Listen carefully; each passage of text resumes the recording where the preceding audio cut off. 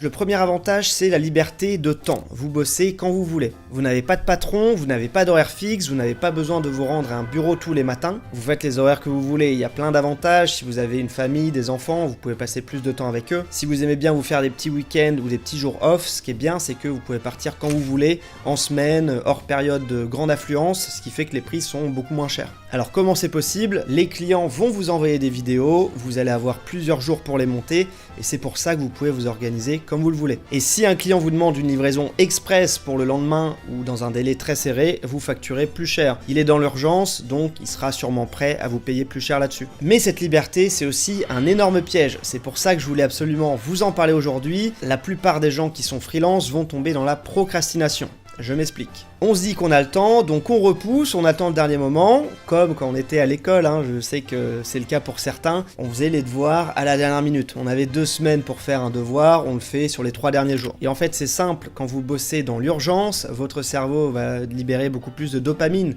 C'est beaucoup plus excitant de travailler dans l'urgence que de travailler en avance, donc c'est pour ça que la plupart des gens vont rendre le travail à la dernière minute. Donc ça c'est le premier point, il vous faut vraiment de la discipline. Comme vous n'avez personne pour vous dire quel est le travail à faire, vous devez vous-même être votre propre patron et bien vous gérer. C'est qui le patron?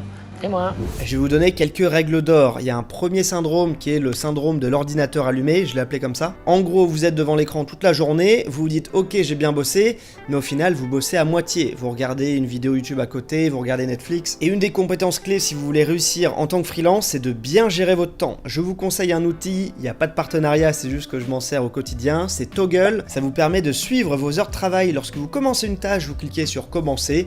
Et voilà, vous allez avoir un petit calendrier qui va vous indiquer ce que vous avez fait de votre journée. C'est vraiment exceptionnel. Et avec cet outil, vous saurez si vous avez réellement bossé ou si vous avez glandé. Je vous conseille également d'avoir des règles d'or. Ça peut être ne pas bosser après 21h. Ça peut être prendre un jour de repos dans la semaine. Et oui, quand on est freelance, on a tendance à bosser tout le temps. Le plus important, je vous le redis, c'est de bosser en étant concentré. Il vaut mieux bosser 4 heures dans la journée et être à 100% que de bosser 8 heures en étant à droite à gauche sur Netflix, sur le téléphone. Pour certains, ça va être très simple, pour d'autres, ça va être compliqué, car vous n'avez pas de patron, vous devez être votre propre patron. Et moi.